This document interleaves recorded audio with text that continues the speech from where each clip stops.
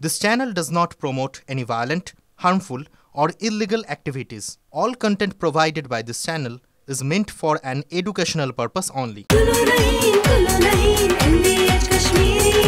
আরে কম দে কিন্তু খাঁটি দে। MDH কাশ্মীরি লাল লঙ্কার গুঁড়ো। MDH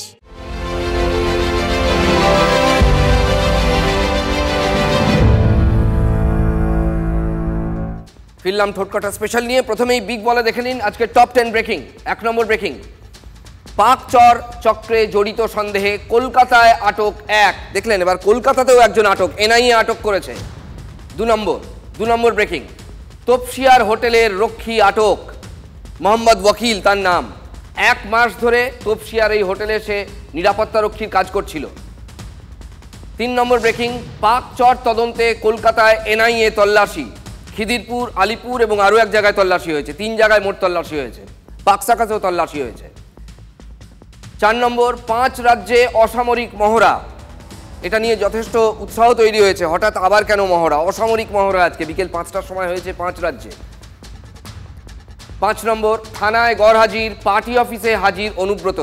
নোটিশ ছিল হাজিরা দেওয়ার, তিনি অসুস্থতার যুক্তি দেখিয়ে হাজির হননি, কিন্তু একেবারে স্বমহিমায় পার্টি অফিসে গিয়েছিলেন অনুব্রত মণ্ডল, তাই প্রশ্ন উঠছে।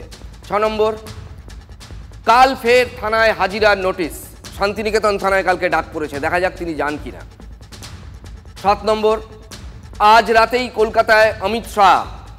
সদ্য প্রধানমন্ত্রী ফিরলেন, আজকে রাতেই অমিত শাহ আসছেন। কালকে নেতাজি ইন্ডোরে সভা আছে, একাধিক কর্মসূচি আছে, সাংগঠনিক সভাও আছে, সম্মেলন। 8 নম্বর, বাসন্তীর ভরতগড়ে হাড় হিম হত্যাকাণ্ড। কেমন হত্যাকাণ্ড? 9 নম্বর ব্রেকিংয়ে বলবো। আমপাড়াকে কেন্দ্র করে বৌদির মুন্ডচ্ছেদ দেওরের, তারপর সেই কাটা মুন্ডু নিয়ে সে থানায় গিয়ে আত্মসমর্পণ করেছে। 10 নম্বর, অতিবৃষ্টিতে মাত্রা ছাড়া জল ছাড়ার ইঙ্গিত ডিবিসির। আজকে ডিবিসির চেয়ারম্যান ইঙ্গিত দিয়েছেন যে যদি খুব অল্প সময়ে ভয়ানক বৃষ্টি হয় তাহলে একসঙ্গে এক লপ্তে বেশি পরিমাণ জল ছাড়তেই হবে। রাজ্য যদিও বলেছে সেটা চলবে না, ধীরে ধীরে ছাড়তে হবে জল। দেখালাম টপ 10 ব্রেকিং।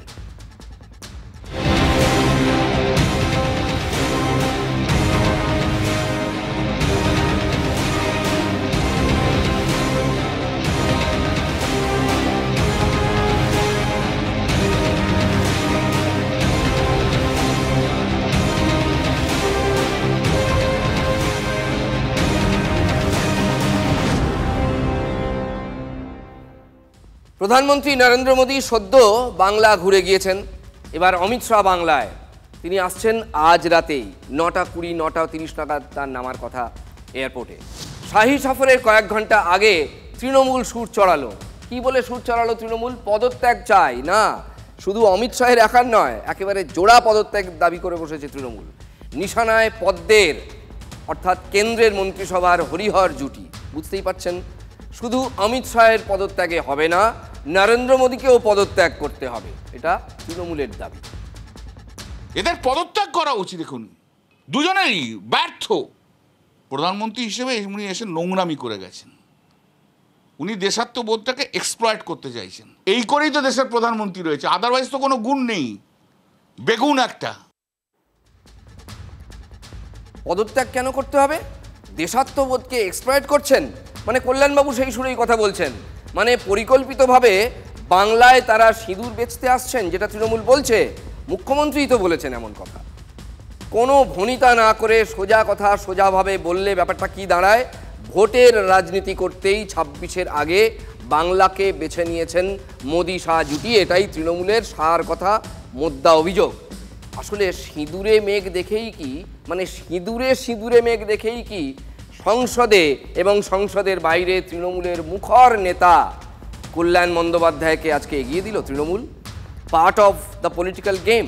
দেখুন, যে কেউ যে কারো পদত্যাগ চাইতেই পারেন। এ রাজ্যের বিরোধীরাও বহুবার অহরহ একাধিক ইস্যুতে মমতা বন্দ্যোপাধ্যায়ের পদত্যাগ দাবি করেছেন। কখনো পুলিশের ব্যর্থতা, কখনো আইন শৃঙ্খলা, কখনো কোনো সামাজিক কারণ, কখনো দুর্নীতি। তাই বলে মুখ্যমন্ত্রী কি পদত্যাগ করেছেন? কিন্তু মোদি শাহের মধ্যে কোন ব্যর্থতা তৃণমূল দেখলো বলুন তো? আমি পাহারাদার, তুমি পাহারাদার যে পাকিস্তান থেকে এসে টেররিস্টরা এসে গুলি করে মেরে দিয়ে গেল। আরে পাকিস্তান টেররিস্ট একটা দেশ, এ তো আমি 25 বছর ধরে আমরা জানি, নতুন করে তো উনি বললে আমি তো শিখবো না। উনি তো একদম ব্যর্থ প্রধানমন্ত্রী, ব্যর্থ। যে একটা প্রধানমন্ত্রী থাকার সময় বাইরের দেশ থেকে এসে আমাদের দেশের 26 জনকে গুলি করে মেরে দিয়ে চলে যায়, এ তো ব্যর্থ প্রধানমন্ত্রী। আমরা তো সবাই মিলে স্পেশাল সেশন চেয়েছি, স্পেশাল সেশনটা করুক না, আর অপোজিশনকে বলতে দিক, শুধু উনি 3 ঘন্টা বলবেন তা না। তাহলে যখন শুনবেন না তখন আমরা অপারেশন মোদি করে দেবো পার্লামেন্টের মধ্যে। উনি করুক স্পেশাল সেশন, ওনার যদি বুকের ছাতির দম থাকে। কল্যাণবাবুর কথা শুনে এতক্ষণে আশা করি তৃণমূলের ন্যারেটিভটা আপনারা স্পষ্ট বুঝতে পারছেন। সিঁদুরে ভারতীয় সেনার সাফল্যে মোদি শাহ আসলে নিজেদের ব্যর্থতা ঢাকার চেষ্টা করছেন। মানে এই যে ইন্টেলিজেন্সের খবর না পাওয়া, অত বড় একটা কাণ্ড ঘটে যাওয়া, অপারেশন তো পরে হয়েছে, আগে তো ওই কাণ্ডটা ঘটেছে, এটাই তৃণমূল বলতে চাইছে। কল্যাণ বন্দ্যোপাধ্যায় বলছেন বিরোধীরা অপারেশন মোদির জন্য তৈরি, মানে বিরোধীদের মিসাইল ইন্ডিয়ার আঘাতে ব্যর্থতার আড়াল সরে গিয়ে সব কিছু খোলাহাটে চলে আসবে। দেখুন কল্যাণ কি বলছেন, নরেন্দ্র মোদী অমিত শাহ কতটা গুরুত্ব দেবেন নাকি উপেক্ষা করবেন সেটা আমাদের জানা নেই। তবে কল্যাণ কিন্তু একা নন, বিরোধীদের চোখে, কিছু বিরোধীর চোখে অপারেশন সিঁদুর ব্যর্থ। এর আগে কল্যাণের সুরেই কথা বলেছেন উদ্ধব ঠাকরের, মহারাষ্ট্রের প্রাক্তন মুখ্যমন্ত্রী উদ্ধব ঠাকরের অত্যন্ত ঘনিষ্ঠ সঞ্জয় রাউত। কি বলেছিলেন তিনি, জাতির স্বার্থে আমরা এখন চুপ করে আছি, অমিত শাহকে পদত্যাগ করতে বলা উচিত। মোদির সফরের পর থেকে বঙ্গেও রাজনীতির সুর সপ্তমে। সিঁদুর নিয়ে বিজেপি টানাটানি করছে। আচ্ছা, একটা দেশে সন্ত্রাসবাদী হামলা হলো, তার বিরুদ্ধে গোটা দেশকে এককাট্টা করতে হয়। বিজেপি এখন যেটা করছে এখন ভারতের সেনা নয়, বিমান বাহিনী নয়, বিজেপি নেতারা গিয়ে করেছে। এখন মোদিকে একবারে যুদ্ধ সমরাস্ত্র সব সাজিয়ে দিয়ে, ইউনিফর্ম পরিয়ে দিয়ে এখন যাত্রা করতে আরম্ভ করে দিয়েছে। কি শান্তিগোপালের যাত্রা নাকি? हम घूस के मारा है। अरे घूस के मारा है, पहले तो घूस के मार दिया, तब तुम क्या कर रहे थे? हम लोग घूस के 3 बार मारा है। पाकिस्तान समझ ले, 3 बार घर में घुस करके मारा है तुम्हें। अरे আমরা তো চেয়েছিলাম মারো, ওদের বলে ঘুষকে মারা হয়, মারেঙ্গে। আরে মারলি না কেন? এ কোনো যুক্তি হলো? তার আগে যে ঘুষকে মারকে চলা গে, একটা হিম্মত এনে একটা টেররিস্ট কাজ পর্যন্ত ধরার জন্য 90 রান করে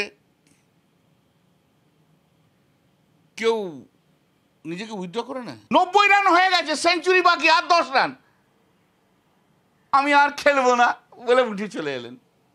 কেউ করে এটা নরেন্দ্র মোদী ছাড়া আর কেউ করতে পারে বলুন তো?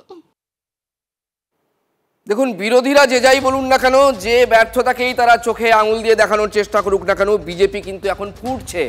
নরেন্দ্র মোদী নিজে বলেছেন আমার শরীরে এখন রক্ত নয়, গরম সিঁদুরের স্রোত বইছে। সিঁদুরের সেই গরম স্রোতে শুভেন্দু অধিকারী, সুকান্ত মজুমদাররাও এখন গরম। অপারেশন বেঙ্গলের বিউগল বাজিয়ে দিয়ে গিয়েছেন নরেন্দ্র মোদী। এর মধ্যেই আজ শহরে অমিত শাহ, এখন বঙ্গের পদ্ম শিবির ফুটছে, যা বলছিলাম ফুটছে চাঙ্গা। গৃহমন্ত্রী আসবেন, মাননীয় প্রধানমন্ত্রী অলরেডি বিউগুল ফুঁকে দেওয়া যাকে বলে, সেই বিউগুল ফুঁকে দিয়েছে। স্বরাষ্ট্রমন্ত্রী আসছেন, আমাদের ভারতীয় জনতা পার্টি কর্মীরা খুবই উৎসাহিত। সাংগঠনিক স্তরে মাননীয় গৃহমন্ত্রী সমস্ত মণ্ডল সভাপতি ও মণ্ডলের কার্যকর্তাদেরকে নিয়ে উনি বসবেন। কর্মীদের মধ্যে উৎসাহে কর্মীরা ফুটছে এবং আমি পরিষ্কার, আমার পার্টির নেতারা আমরা সবাই বলে দিয়েছি, বাংলার জনগণকেও এই বার্তাটা দিতে চাই, এবারকার ভোট, এবারকার ইলেকশন শুধুমাত্র বিজেপির সরকার তৈরি করার ইলেকশন নয়, বা তৃণমূল কংগ্রেসকে হটানোর ইলেকশন নয়। হিন্দু বাঙালির ঘটি বাটি এবং ইজ্জত সম্মান, এই 3টে বাঁচানোর শেষ লড়াই। তার মানে সুকান্তবাবুরা বলছেন 26-এ বাংলার হিন্দুদের ঘটি বাটি এবং আত্মসম্মান রক্ষার লড়াই, অস্তিত্ব রক্ষার লড়াই। মোদ্দা কথা এটাই বলতে চাইছেন, এটাই প্রচারের লাইন। বঙ্গ বিজেপির এমন গুরুত্বপূর্ণ একটা লড়াইয়ে দিলীপবাবু কোথায় গেলেন বলুন তো? তিন মূর্তি, তিনিও তো একজন বলে আমরা জানতাম, যিনি রোজ ইকো পার্কে গিয়ে মর্নিং ওয়াক করেন, যার হাত ধরে বিজেপি বাংলায় সাবালক হয়েছে 18 জন সাংসদ, 77 জন বিধায়ক, পরে কয়েকজন চলে গেছেন সেটা তো আলাদা ব্যাপার দলবদ্ধ হয়ে, কিন্তু প্রশ্ন হচ্ছে জিতে তো ছিলেন তারা বিজেপির টিকিট, এবং সেটা কিন্তু দিলীপ বাবুর জমানায়। এই সাফল্য যার জমানায় এসছিল, যার সভাপতিত্বে, সেই দিলীপ ঘোষ 26-এর দৌড়ে কি বিজেপি, বঙ্গ বিজেপিতে এখন বাতিল ঘোড়া বলে গণ্য হচ্ছেন? নানা সূত্রে শোনা যাচ্ছে অমিত শাহের যে সাংগঠনিক বৈঠক, সেখানে দিলীপ বাবুকে আমন্ত্রণই করা হয়নি। তাহলে তিন মূর্তির একজন তিনি আর নন। সুকান্ত এবং শুভেন্দুর যুগলবন্দিতেই বিজেপির কেন্দ্রীয় নেতৃত্ব মানে অমিত শাহরা আস্থা রাখছেন। লড়াই সুকান্ত বাবুকে দেখাতে হবে দিলীপ বাবুর থেকে তিনি নিয়ন্ত্রণ বেশি, শুভেন্দু বাবুকে দেখাতে হবে দিলীপ বাবুর থেকে বেশি, আবার দিলীপ বাবু তিনি ওদের বিরুদ্ধে লড়ছেন। বড় নেতাদের মান সম্মান আছে, তো তারা যাদের ডাকেন তারা যায়। আর আমি প্রয়োজন হলে, আমার প্রয়োজন হয় না কারোর সঙ্গে, আমি তো সংগঠনের কাজ করে নিচে।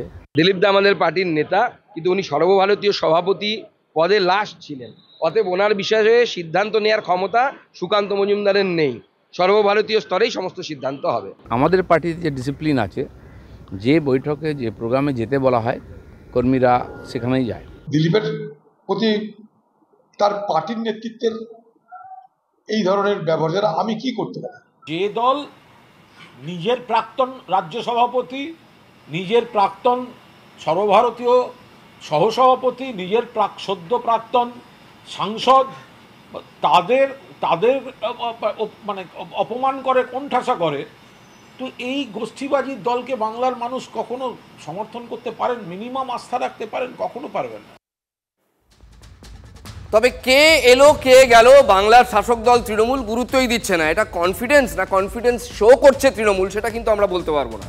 কিন্তু ভাবখানা এমন যে কে এলো গেল তাদের কিচ্ছু যায় আসে না। দলের সুপ্রিমো মানে মমতা বন্দ্যোপাধ্যায় তো এই তো সেদিন প্রকাশ্যেই বলে দিলেন মোদিবাবুকে উদ্দেশ্য করে, যে ক্ষমতা আছে, পারলে কালকে ভোট করান না। মূলত ভোট পাখি এরা, মূলত রাজনৈতিক পর্যটক, পরিযায়ী। এরা ভোটের মরশুমে ডেলি প্যাসেঞ্জারি করেন, ডেলি প্যাসেঞ্জারি। আমরা তো চাইছি প্রধানমন্ত্রীর প্রতি মাসে আসুন, কার্পেট বোম্বিং করুন এবং মিশন বেঙ্গলকে সাকসেসফুল করুন। মোদিজি এসছে, অমিত শাহজি আসবে ভোটের, আগামী বছর ভোট, এখন থেকে তাদের প্রস্তুতি তো নেবে। নরেন্দ্র মোদীজি সহ ভারতীয় জনতা পার্টির নেতৃত্বরা বরাবরই চান ডক্টর শ্যামাপ্রসাদ মুখার্জির মাটিতে বিজেপি জিতুক, কিন্তু এরা তো বাংলার বন্ধু নন। তৃণমূলের সঙ্গে বিজেপির আরো বেশি করে মেরুকরণের রাজনীতির সূচনা তো হয়েই গেছে, আরো বেশি বেশি করে সাম্প্রদায়িক বিভাজনের রাজনীতি বাংলায় হবে। এটা ঘটনা। আমি 5 বছর ভারতীয় জনতা পার্টিতে থেকে জাতীয় নেতাদের সংস্পর্শে এসে বুঝেছি, জয়ের বৃত্তকে সম্পূর্ণ করতে গেলে বাংলা জিততে হবে, এটা মোদিজি পারবে। এই নরেন্দ্র মোদী, অমিত শাহরা যতবার আসবেন খালি হাতে আসবেন আর বাংলার বিরুদ্ধে কুৎসা করবেন, তত মানুষের সিদ্ধান্ত নিতে সুবিধা হবে যে এই বিজেপিকে একটা ভোটও নয়। সে ওনারা আসছেন, আসুন। আমাদের অভিষেক বন্দ্যোপাধ্যায় বাইরে গিয়ে বলছে সংকীর্ণ রাজনীতির মধ্যে আমি থাকছি না, আমরা কেউ থাকছি না, দেশের স্বার্থে, দেশের জন্য। 37 বছরের একটা ছেলে যে বলতে পারে সংকীর্ণ রাজনীতির মধ্যে থাকবো না, আর 77 বছরের প্রধানমন্ত্রী এসে সংকীর্ণ রাজনীতি পশ্চিমবাংলায় করে যাচ্ছে, এটাই হচ্ছে বিজেপির সঙ্গে তফাৎ।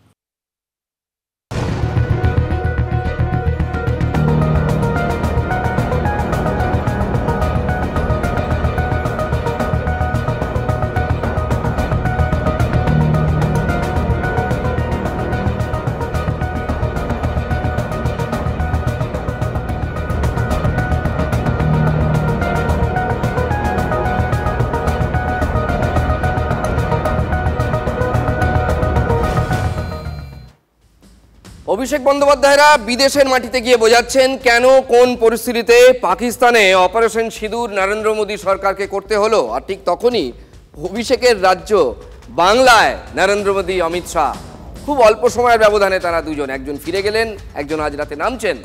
সিঁদুরের সাফল্যে বাংলায় 26-এর সাফল্যের রাস্তাটাই তারা পরিষ্কার করতে চাইছেন। সুকান্তদের কথায় কোনো লুকোছাপা নেই।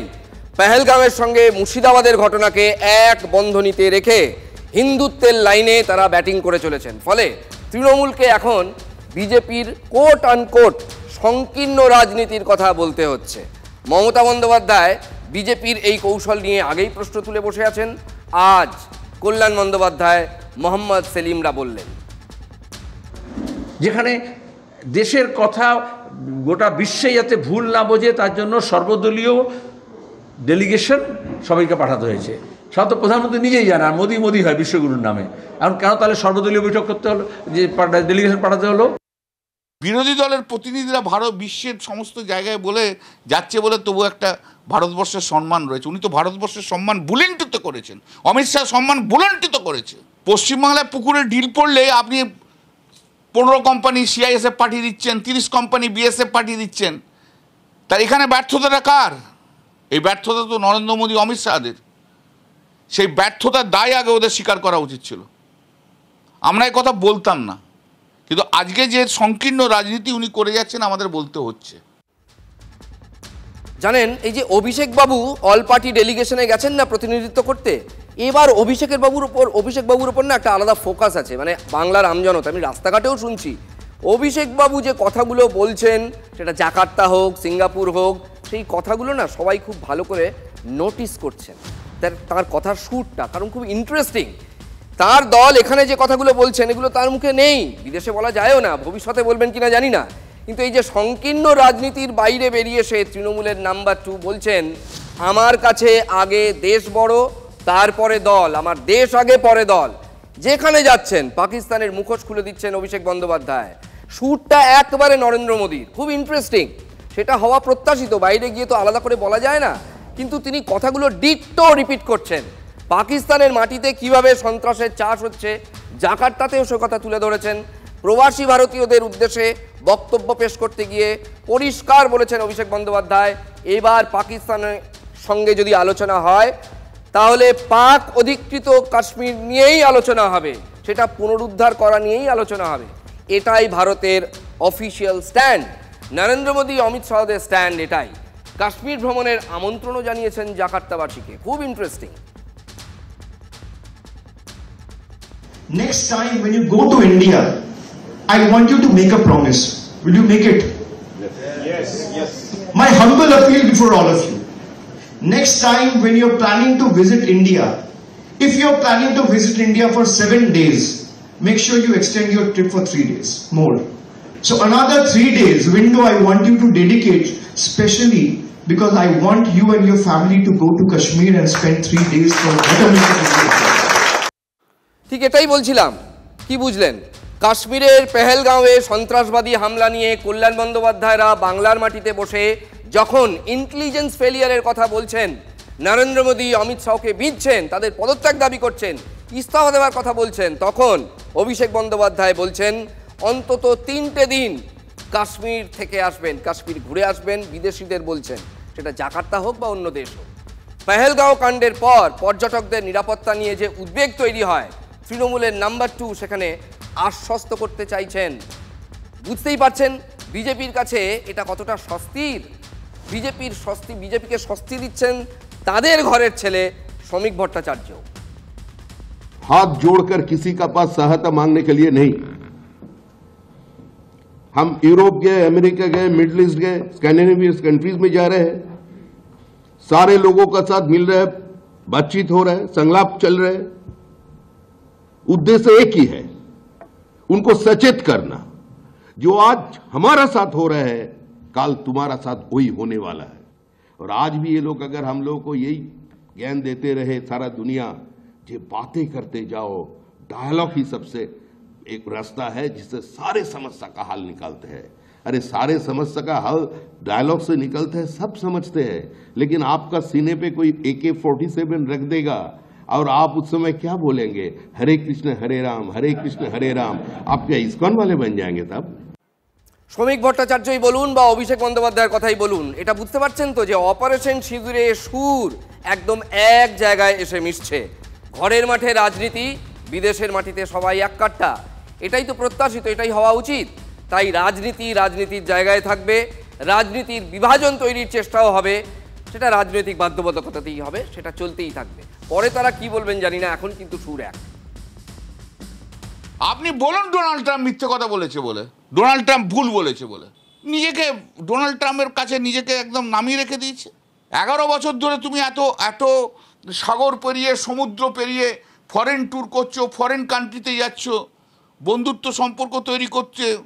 তা কি তুমি বন্ধুত্ব সম্পর্ক তৈরি করলে? নিজেদের ফল্টকে ঢাকা দেওয়ার জন্য চলো বিদেশে চলো। আপনি ফ্রেন্ডলি স্টেটে কেন পাঠাচ্ছেন? ফ্রেন্ডলি কান্ট্রিতে যতগুলো তো গেছে সব তো বন্ধু দেশ, কেন চীনে লোক পাঠান? কনভিন্স করতে আপনি নিজে যান চীনে, ইরাকে যান, ইরানে যান, টার্কিতে যান। আপনি কি এমন বন্ধুত্ব করলেন যে বন্ধু দেশ তৈরি হলো 11 বছরে আপনার, যে আপনার কথা আর সেই বন্ধু দেশরা শুনছে না? ডোনাল্ড ট্রাম্পের সামনে যে আপনার হাইট হয়ে গেল 4 ফুট 2 ইঞ্চি আর ছাতি হয়ে গেল 36 ইঞ্চি। আমেরিকার ভয়ে কাঁপে, ডোনাল্ড ট্রাম্পের ভয়ে যে লোকটা কাঁপে, নরেন্দ্র মোদী, সে এইসব বড় বড় কথা বলছে কেন? সে মুশকিলটা কোথায় জানেন? অভিষেক বাবু নিজে গেছেন সশরীরে ডেলিগেশনের পার্ট হয়ে, তিনিও সব কথা বলছেন না। যিনি যাননি তিনি কলকাতায় বসে এসব কথা বলছেন। যাই হোক, আসছি পরের খবরে। চাকরিহারারা ঠায় অবস্থানে, নিয়োগ নিয়ে রাজপথে প্রতিবাদের ঝড়। তার মধ্যেই সোশ্যাল মিডিয়ার পোস্টে ঝড় তুললেন সুকান্ত মজুমদার। রাজ্যের মন্ত্রীকে খোঁচা কেন্দ্রীয় মন্ত্রীর, সাবিনা ইয়াসমিনকে খোঁচা সুকান্ত মজুমদারের। প্রভাব খাটিয়ে তৃণমূল জেলা সভাপতির মেয়েকে চাকরি, সোশ্যাল মিডিয়ার পোস্টে রাজ্যের মন্ত্রীকে খোঁচা সুকান্ত মজুমদারের।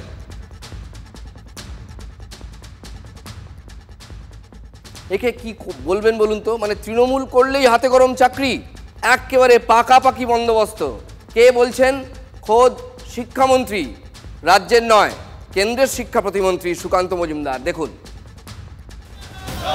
রাজপথে চাকরিহারাদের প্রতিবাদ, আর তখনই হরে কয়ে চাকরি।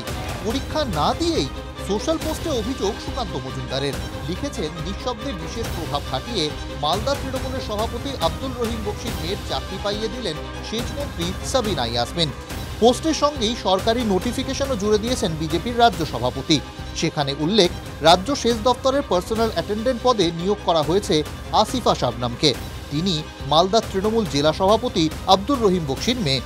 আর কি, মালদা জেলা বিজেপির নেতারাও চালিয়ে খেললেন। মালদা জেলা তৃণমূল কংগ্রেসের সভাপতি আব্দুল রহিম বক্সির মেয়েকে একটা কন্ট্রাকচুয়ালে চাকরি দেওয়া হয়েছে, সেই ডিপার্টমেন্টের মন্ত্রী সাবিনা ইয়াসমিন। এর থেকে নির্লজ্জ স্বজন পোষণের উদাহরণ আমরা হয়তো পাবো না। আমার মেয়ে বিবাহিত, আর আলাদা সংসার আছে, আলাদা ঘর আছে, সে আলাদা জায়গায় থাকে। সেক্ষেত্রে ও চাকরি পেয়েছে কিনা, বা যে মন্ত্রী সাবিনা ইয়াসমিনের কথা বলা হচ্ছে সে চাকরি তাকে দিয়েছে কিনা, তাদের ব্যাপারে আমি সেখানে বলতে পারি। আমি কোনো সুপারিশও করিনি। মালদা তৃণমূল জেলা সভাপতি বললেন, সুপারিশ করেননি। আর নিজের মেয়ের চাকরির কথা বাবা হয়ে রহিম বক্সি জানেনই না। তৃণমূল নেতার মেয়ে বলেই কি চাকরি? বছর 3 আগের কথা, তখন কোষা ছাড়িয়ে আস্তে আস্তে এসএসসির দুর্নীতি সামনে আসতে শুরু করেছে।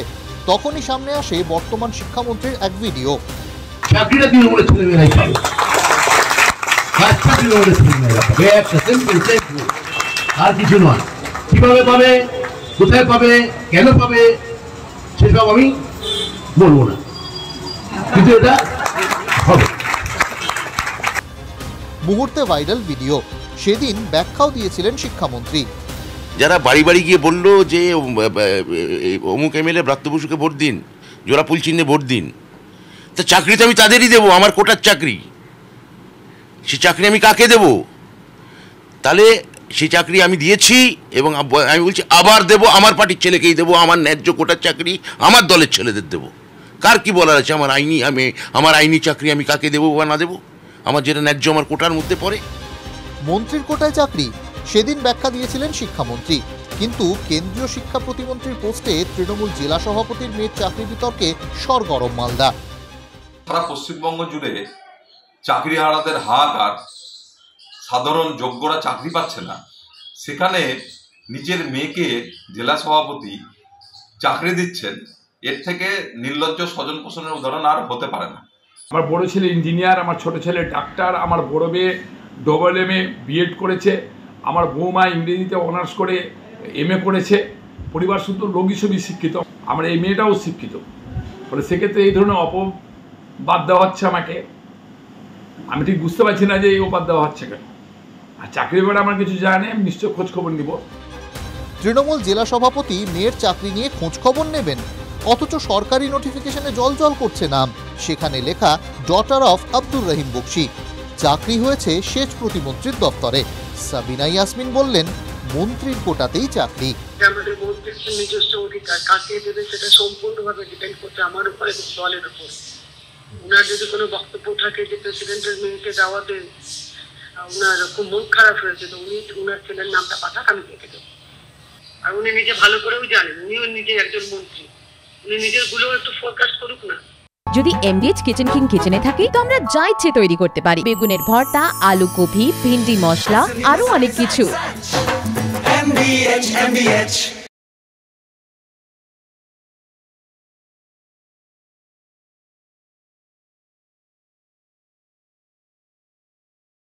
ক্লাস 10 ও ক্লাস 12 এর পরীক্ষা শেষ, রেজাল্ট আউট। এরপর কি পড়বেন, কোথায় পড়বেন, সুলুক সন্ধান এখন হাতের মুঠোয়। TV9 বাংলা এডুকেশন এক্সপো 2025, কলকাতার সবচেয়ে বড় এডুকেশন এক্সপো।